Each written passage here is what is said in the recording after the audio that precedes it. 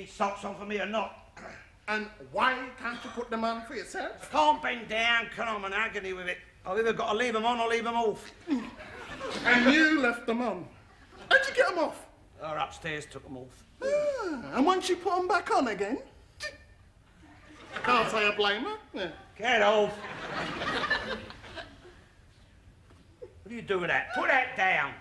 Where'd you get this? It was issued during the war. And you've kept it ever since? Because I don't trust the rations, do I? Where's your flippers? Very funny. Are you sure it's just for a new hip you're going into hospital? It's all right, you laughing. Get off. You've never been in a war. You don't know what it's like, only things drop out of the sky on you. Did you keep your tin helmet? Oh, very funny. You'll be laughing the other side of your face to start dropping nuclear bombs on you, mate. You'll be the one running around looking for a tin helmet then. Look, we wasn't prepared in 1939. Although I wrote to the government warning them. You wrote to the government? Not only me, there was others too, and the papers, they was telling them. And Churchill, he told that bloody old fool Chamberlain. But this time I'm looking after myself. Sod the government to do what they bloody will like. I'm not getting caught out twice. We should have dropped that bomb on the Russians while we was the only ones who had it. I wrote to Attlee, didn't I? Socialist twit. I put it in the letter to him. I said, drop it on the Russians, drop it while there's still time. I wrote to Churchill, I mean, why we never used that bomb when we was the only ones who had it, I'll never know. We could have wiped out all those we don't get on with and really achieved peace in our time. And the world would have been a better place to live in with just the English and our friends. We wouldn't have to sit here worrying about the Russians and their bloody bombs. I'm not worried about the Russians. Because there wouldn't be no bloody Russians, mate, that's why. Wouldn't be no Iranians neither, nor that other Arab swine who kept Her Majesty waiting for hours. And the oil would still be ours. It'll belong to us, the people who found it. Yeah, and your Irish, they wouldn't be so keen to make a bloody nuisance of themselves neither. They might be a little bit more inclined to watch their P's and Q's with a nuclear bomb whizzing over their heads. That'll be a bit close to home, though, wouldn't it? Dropping one of them things on the Irish? We know what we're doing. God blimey, it'll take a few of them things before it have any effect on us. Oh, I don't know. What about Chernobyl? Chernobyl, nothing. God blimey, if one bomb was enough, why do you think we got so many of them? The Russians have got thousands. We've got thousands of them. No, you put your trust in the RAF. Them lads know what they're doing. They didn't let us down during the Battle of Britain, did they? I don't know. I wasn't here for the Battle of Britain. Well, ask your mum, ask your dad. Our finest hour it was, Churchill said. And that's when we showed the whole world the kind of people that we was. We didn't have no ban the bomb marchers then, did we? No. Give us the tools, Churchill said, and we will finish the job. And we did, and we stood there. And London was burning all round us, but we stood there, heads held high. And we took everything that Jerry could throw at us. Is that when you wore this? And then the tide turned, and we bounded back. And did we give them what for? Eh? We had them running around in no time at all with their hands up yelling, "Camarade, camarade!" We shouldn't have stopped there neither. We should have gone on and given the Russians a taste of the same medicine. I thought they were our friends then, our allies. No, that was only our allies and friends while we was fighting the Germans and the Japs. It wasn't real friends, it was only wartime friends. No, we should have dropped that bomb on the Ruskies and have done with it. Look, are you going to put these socks on or not? Why, yes, boss. As a going, as a going.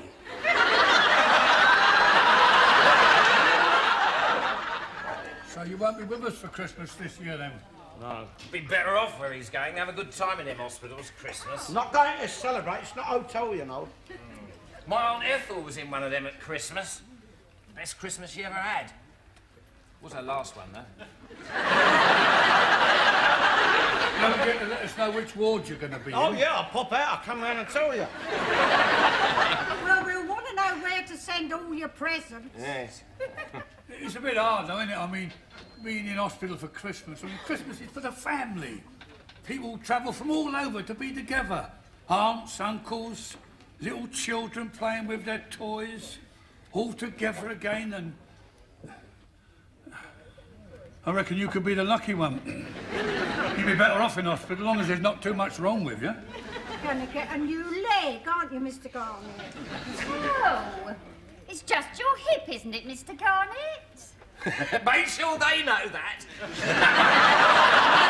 Count up before you come out. Make sure you've got everything you're supposed to have. Stop it, Fred. You frightened Mr. Garnet. No, you can't frighten him. He's an old soldier. You've seen your share of blood and gore and legs hanging off, haven't you, Mr. Garnet? He went through the war. Anyway, they don't make many mistakes in them places.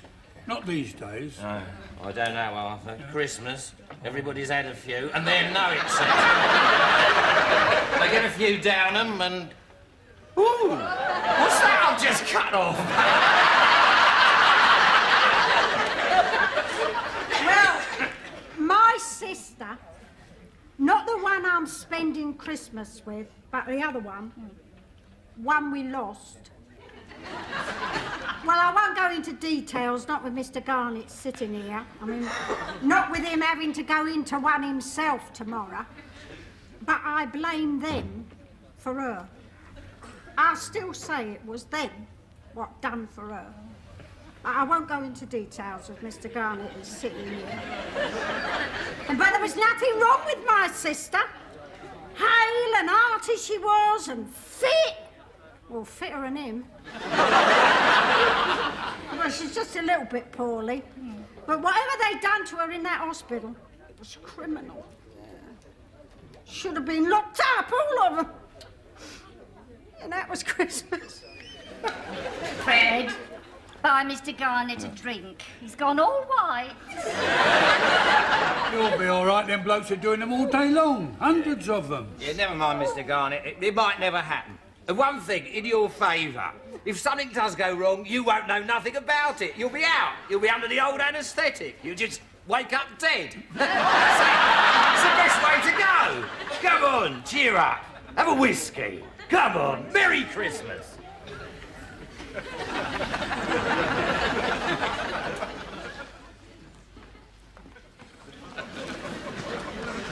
Get undressed and get into bed, Mr. Garnet. What, in front of all these? This is no place for modesty, Mr. Garnet. We'll be seeing more of you in the next few days than you've ever seen of yourself. I'm entitled to my privacy. Go behind there and put on your pyjamas. You haven't got any pyjamas.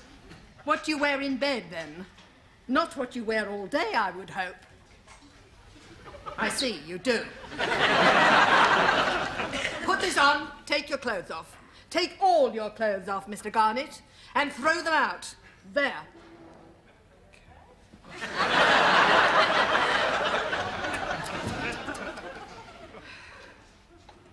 Hasn't Mr. Riley come back from the operating theatre yet, miss? No, he hasn't. Well, they're taking their time bringing him back, aren't they? He's not coming back.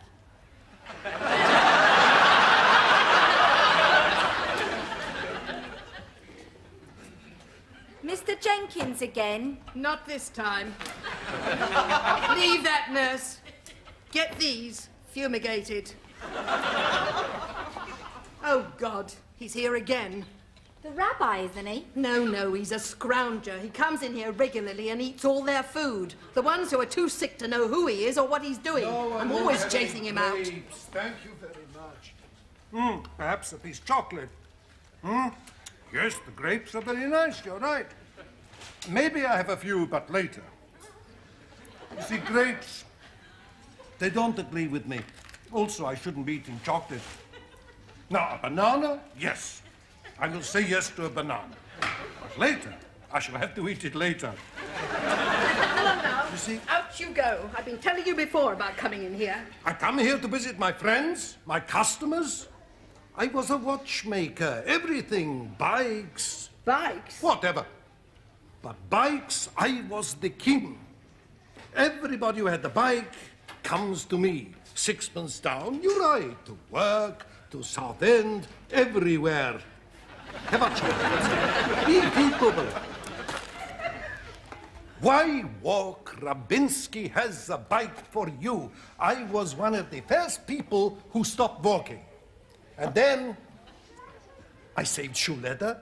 I was a benefactor. And watches, watches. Listen. Stop that. They're his. When God decreed food should grow, he didn't say who should eat it. He did not say, this is yours, and this is his, and thou shalt not eat of it. Out you go.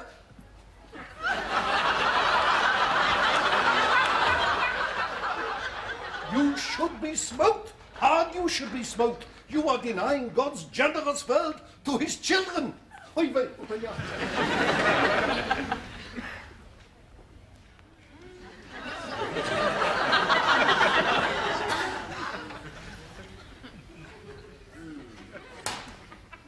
Yes. Well, now, here's an example of what I mean.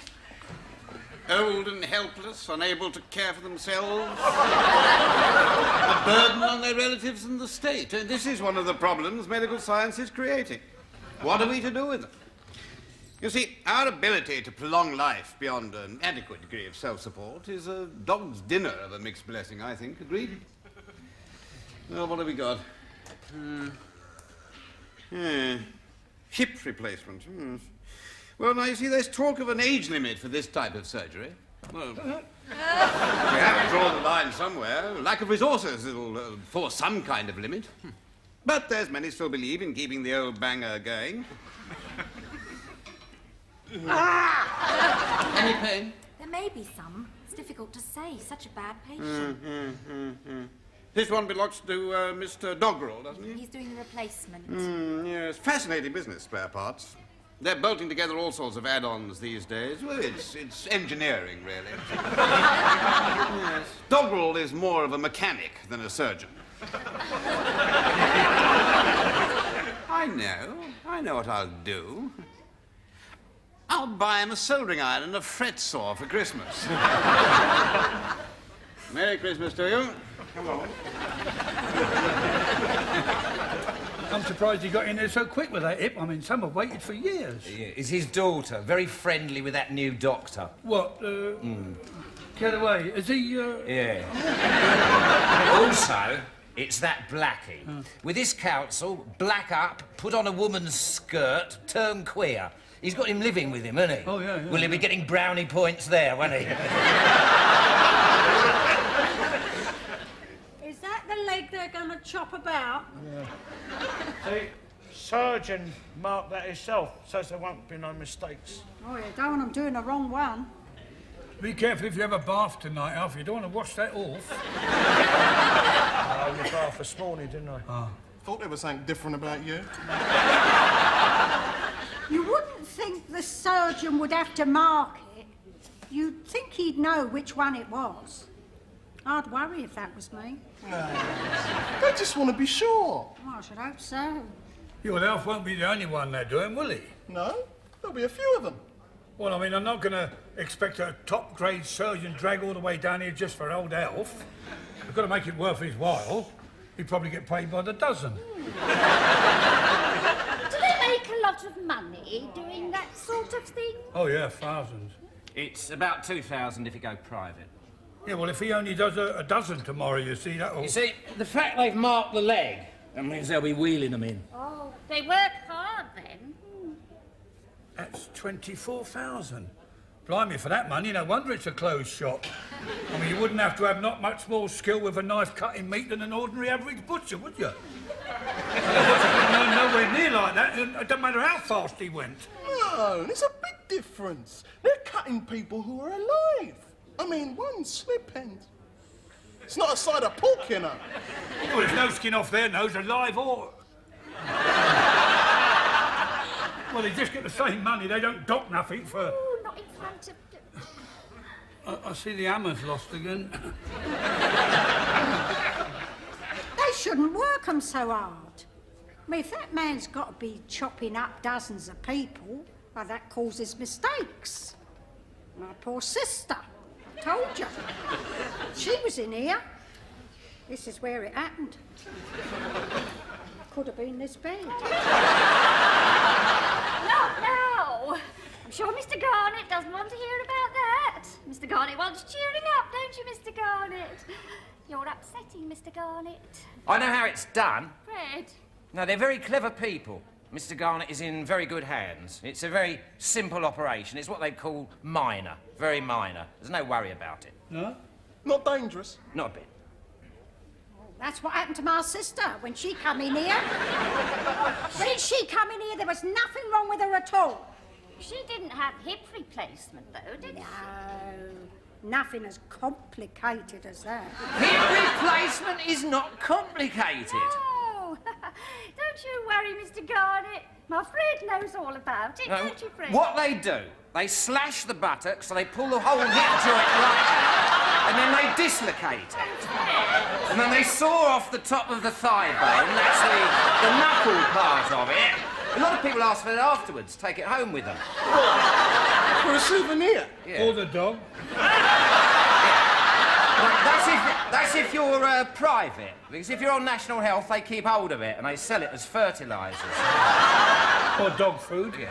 Then they take this metal spike, which is made of titanium, which is as strong as steel, but much lighter. It's used in aircraft and spacecraft. And on the end is a ball, on the end, and that's your new hip joint. Then they whack that with a mallet right into the marrow at the top of the thigh. Now, they may find, when they start whacking at it, that they can't get it in. If they can't get it in, they get hold of a drill. It's just an ordinary drill, like regular Black & Decker, and they ream out a decent hole, and then they pour in acrylic cement. That's like glue, but it sets hard as a rock. And while it's setting, it does half generate some heat. You know, someone your age, they might not give you a general anaesthetic. They may give you a spinal injection which will merely paralyse you from the waist down. Now, that means you could watch it. You could sit there and watch it. I'll do it. Go on, go for watching it. I'd watch it. Fred, maybe they let me watch it. I love watching operations, don't I? I watch them on the television, don't I? Oh, yes, he can sit and eat his dinner watching. Oh, I love it. Yeah, I like to watch women having babies. I volunteered to watch it, but it's only husbands. I'm sorry, but only 2 visitors are allowed at a time. Okay. 2 of you can stay. I can't stay, but before I go, may the Lord have... Pray, Lord, for this poor sinner's blessing, and may you, Father Almighty, have mercy on his soul. And dear Mother of God, help him through what is to come. I'll get a mass said for you. And let's hope. I mean, it's all we can do is hope. Amen. Poor Mr. Garnett! Oh, come on. Don't worry, he'll pull Must be a mass through. said. Goodbye, Mr. Garnett. Cheerio, Mr. Garnett. Keep smiling. Never mind, Mr. Garnett. Soon be over.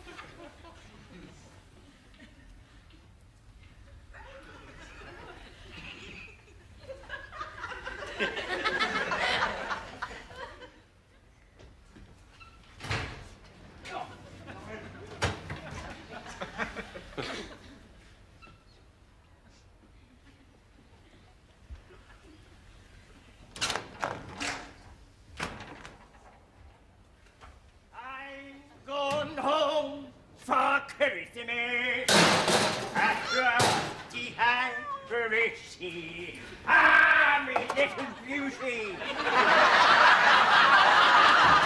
not so fast! Not so fast! Give us a kiss! Give us a little beauty. Ah, don't be frightened. It's just a kiss I want. Make a lonely Irishman happy and give us a kiss for Christmas. Oh! A bare bum! Oh, you cheeky hussy! A bare bum, eh? You've got no knickers on! Oh, you cheeky hussy! Hey, now don't come down, innocent king with me now! Nah, you've got no knickers, what you'd expect! So, now, come on, let's see what I've got for you! Big Jesus! What kind of a thing are you? Mrs. Ollenberry! Mrs. Ollenberry!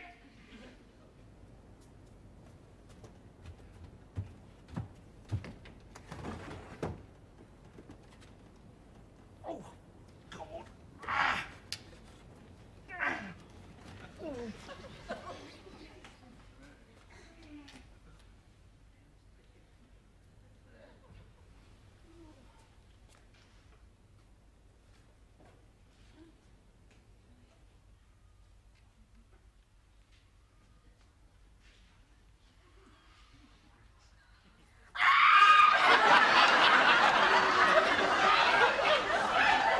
It's him, died and back from the dead tonight. Please, God, keep him up there in heaven or wherever it is you banished him to. Please, Lord, save me from this evil. Oh, Jesus, Mary, and Joseph, Holy Mary. It's me, it's me. Oh, I know who it is, you swine. Get back, get back. Go, be gone. Oh, what have I done to deserve this? Oh, Holy Mary, Mother of God, pray for us sinners now. No, I'm not dead. I'm not a ghost. Eh? Crying out loud, I'm not a ghost, you silly great pudding. You. It's you. Yes, it's me. What are you doing here? You should be in hospital. I mean, where's your clothes? You've got no clothes on. Oh, you disgusting, filthy, indecent wretch. Get away. No, you get go away from You me. go. No, You go away. You go away. You go up your own bloody woman. Sod off. Go on. You swine. Come back here to ruin my Christmas like you ruined it last year. You're supposed to be ill. Lying in bed, dying. I knew it was too good to be true.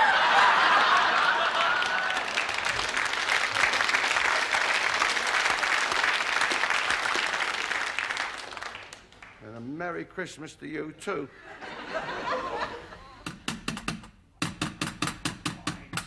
All right, I'm coming out. Bloody death, what's the matter with you? Yes? I've come to look at the flat. My sister, who lives upstairs. Well, the man who lives here, he's away in hospital. And my sister says he's not expected to recover. God bless his soul. And so I should get me name down quick for the flat before anyone else gets wind of it. It's a bit sordid, she says, a bit dirty, but nothing that hot water and carbolic can't cure. Is this it? She's right. It'll need plenty of scrubbing.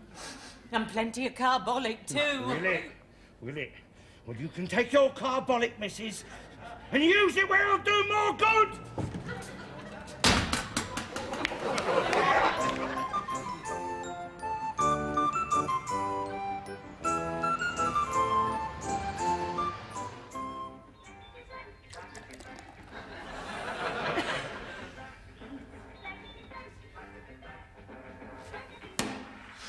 Shut up.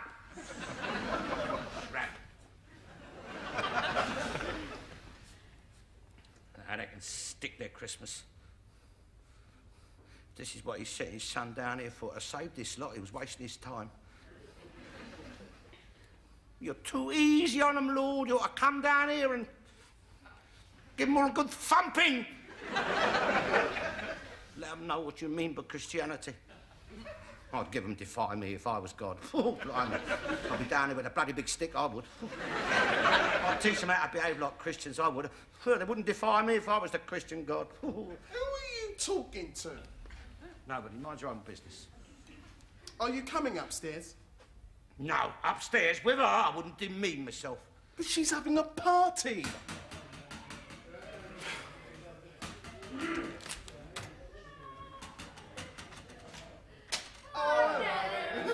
Merry Christmas, darling. Merry Christmas. What are you doing here? I thought you were having an operation. I'll give up my bed.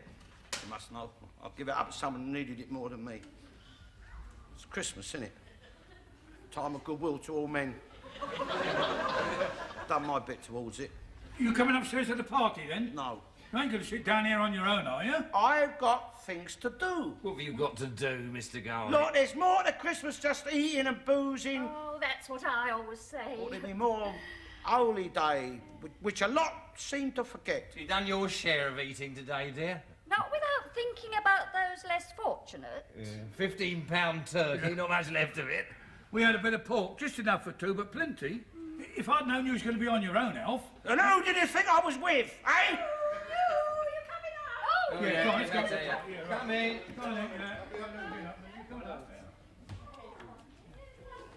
Are you going to come up? No. Mrs. Allenby said you coming upstairs, Alf? No! Alf? No! They went on their bended knees to me. I may be poor, but I got my pride. They've had it. And me, as far as I'm concerned, they've had it. Stuff them Christmas. Stick their party. I don't need their party. I'll have my own party.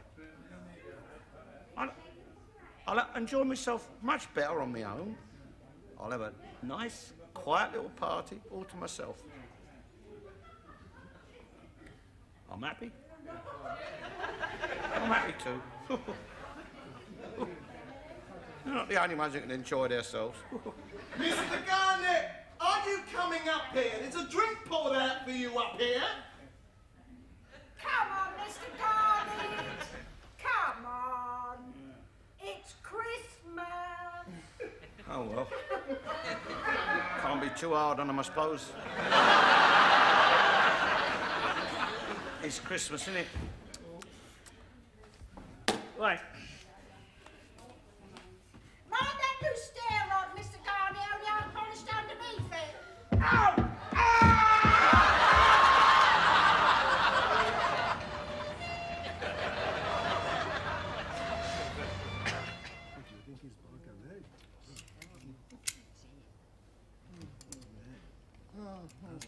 It's a lovely flat. Would suit me.